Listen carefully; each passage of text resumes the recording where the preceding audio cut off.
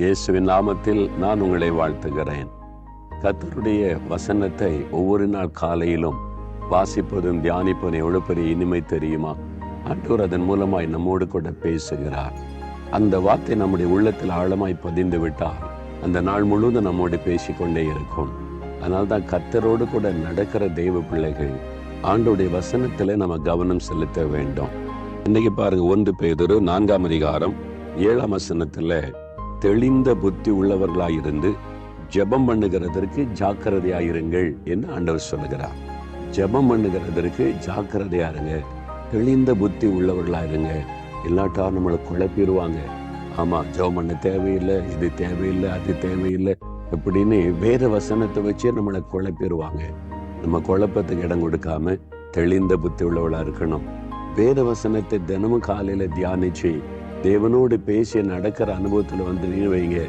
எத்தனை பேர் குழப்ப நினைச்சாலும் குழப்ப முடியாது. நீங்க தெளிந்த புத்தி உள்ளவளா இருக்கணும். அது மாத்திர ஜெபம் பண்ணுவதற்கு ஜாக்கிரதையா இருங்க. நீங்க ஜெபம் பண்ணீங்களா? காலையில எழுந்து ஜெபம் பண்ணிட்டீங்களா? இல்ல இனிமேதான் ஜெபிக்க போறீங்களா? கட்டாயம் ஜெபம் பண்ணணும். ஜெபம் பண்ணுவதில் ஜாக்கிரதையா இருங்கள் அப்படின்னு வேற சொல்லுது. எல்லாத்துக்காக ஜெபம் பண்ணுங்க. உங்க வேலை, உங்களுடைய குடும்பம், உங்களுடைய படிப்பு, உங்களுடைய பிசினஸ், உங்களுடைய சரீரத்தினுடைய பலவீனம், பலன், எல்லாத்துக்காக ஜெபம் பண்ணுங்க. பிலிப்பியர் 4ஆம் அதிகாரம் 6ஆம் வசனத்துல நீங்கள் ஒன்றுக்கும் கவலைப்படாமல் எல்லாவற்றையும் தேவனுக்கு ஜெபத்துல தெரியப்படுத்துங்கன்னு வசனம் சொல்றது இல்ல. தேவனுக்கு தெரியப்படுத்துங்க. எதுக்கு பயப்படுறீங்க? உங்களை பயப்படுத்துகிற காரியத்தை அவங்க தெரியப்படுத்துங்க. எனக்கு அது கொஞ்சம் பயமா இருக்குது, வேலையில் எனக்கு ஒரு பிரச்சனையா இருக்குது, இது ஒரு தடை இருக்குது, இந்த போராட்டம் தெரியப்படுத்துங்க. ஜெபத்துல தேவனுக்கு தெரியப்படுத்தி பாருங்க, ஆண்டவர் அற்புதம் செய்வார். அதனால ஜெபம் பண்ணுவதில் ஜாக்கிரதையா இருங்க. ஒரு நாளும் ஜெபம் பண்ணாம எதையுமே செய்யாதங்க. ஜெபம் பண்ணாம எதையுமே தீர்மானம் பண்ணாதங்க. எல்லாத்துக்காக ஜெபம் பண்ணுங்க. அப்படி நீங்க ஜெபத்துல சரியா இருந்தீங்கன்னு வைங்க, ஆண்டோடைய பிரச்சனை போரும் கூட இருக்கும். உங்களை தப்பு செய்ய விட மாட்டார். உங்களை பாதுகாப்பார், பரிசுத்தத்துல காத்து கொள்ளுவார்.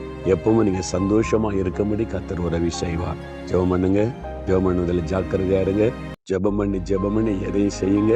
கர்த்தர் கூட இருந்து நடத்துவார். தகப்பனே, நாங்கள் ஜெபம் பண்ணுவதில் ஜாக்கிரதையா இருக்க எங்களுக்கு கிருபை தாங்கப்பா. எந்த காரியத்தையும் நாங்க ஜெபிக்காம செய்யவே கூடாது, தீர்மானம் எடுக்கவே கூடாது. ஜெபம் பண்ணி எதையும் செய்வதற்கு எங்களுக்கு கிருபை தாங்க.